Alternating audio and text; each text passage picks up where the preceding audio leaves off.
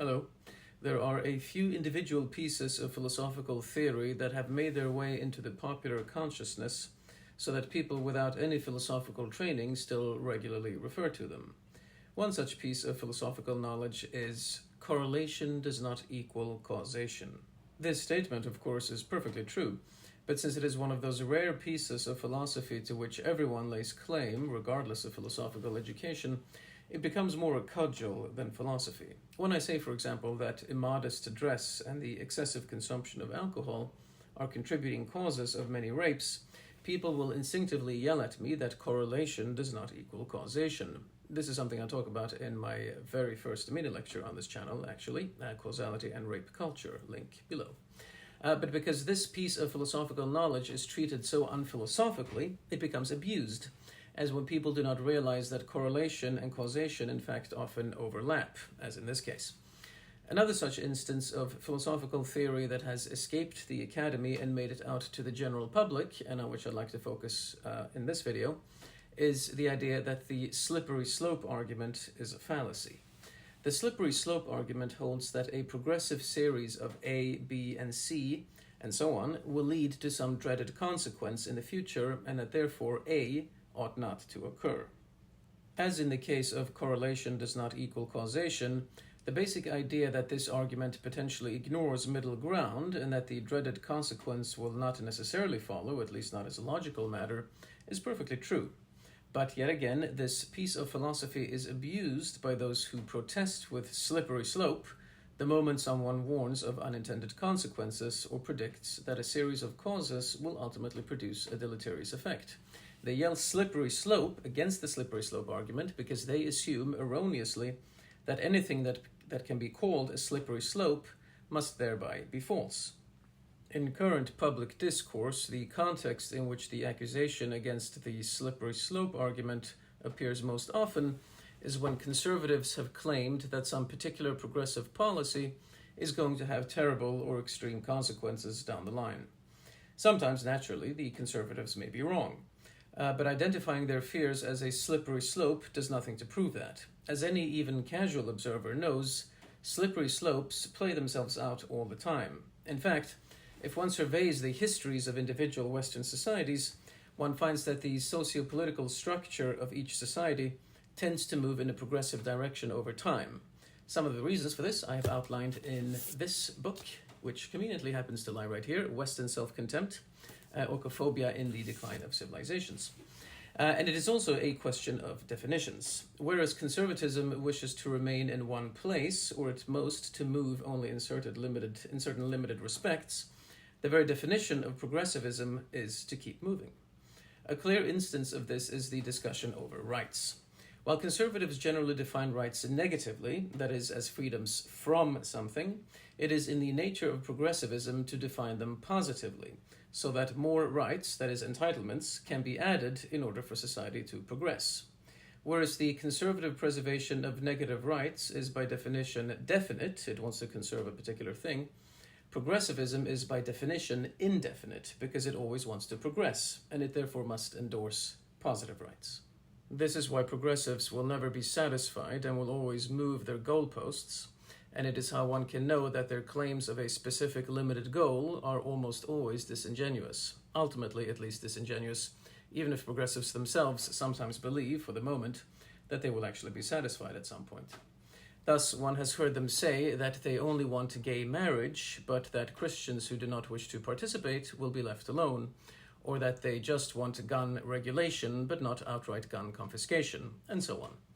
They then accuse their conservative critics of employing the slippery slope argument when the conservatives say that, in fact, Christians will not be left alone, and that gun confiscation is, in fact, a goal.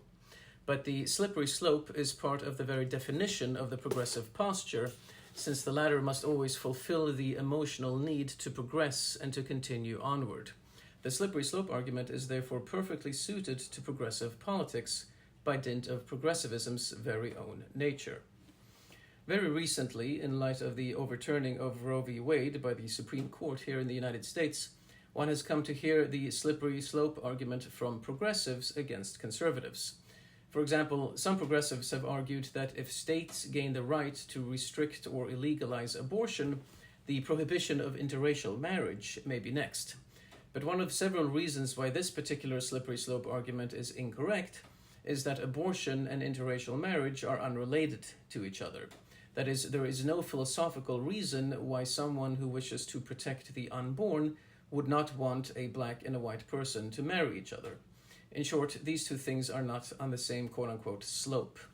Wanting to restrict gun ownership and wanting to confiscate guns, on the other hand, are clearly related, and thus they are on the same slope. Just as wanting gays to be able to marry and then wanting Christian bakers and florists to participate in such weddings are also on the same slope. One argument that that progressives could make against conservatives that would be on the same slope is that now that Roe v. Wade has been overturned, the next step would be something like an amendment to the Constitution to prohibit abortion outright. I very much doubt that will ever happen, but at least you could say that would be on the same slope. Progressivism, indeed liberalism more generally, thus has failure and collapse built into its very formula, because progressivism will eventually lead to absurd results, as we see all around us today, where men are women, people are defined by race, and America is okaphobically considered the fount of all evil. And liberalism, by leaving the space open for debate and increased equality, will eventually empower those who, unwittingly or not, seek the overthrow of anything that can be called liberal. A monarchical order, for instance, will collapse simply because in our imperfect world everything eventually ends, and because the monarchy will at some point be overthrown by exogenous factors. Liberalism, by contrast, collapses because of endogenous factors, that is, because of its very own formula. There is no point at which the race to ever-changing equality can naturally be stopped. Rather, it is stoppable only by authoritarian means. And here we see that the slippery slope argument, especially in the context of social decay, has an ancient and noble pedigree. For it was Plato who wrote in his Republic that democracy will lead to authoritarianism. Ever-increasing degrees of freedom and equality as a society progresses finally become so outlandish and extreme that only hard-headed authority can stop it. That is, it is not stoppable by its own means. This slippery slope was part, for example, of the fall of the Roman Republic to authoritarian empire and the rapid collapse of French republicanism before the rise of Napoleon. I thus wish to praise slippery slope arguments because time and again, even if not always, they prove themselves accurate. The mere fact that something is a slippery slope is largely irrelevant to determining its veracity, and it should therefore not be listed as an informal fallacy, as it sometimes is. While the discrete steps of a slippery slope may not be logically necessary, they can still be correct. So when people accuse you of using the slippery slope argument, tell them that your debate should not focus on the notion that cause A could lead to cause B, which is unremarkable, but rather on how likely it is that cause A could lead to cause B and onward. You will do them a favor and save them future embarrassment because as the years progress, the slippery slope against which they had protested will play itself out in all its decadent glory. Thank you. And for those of you who are in the United States, happy Independence Day.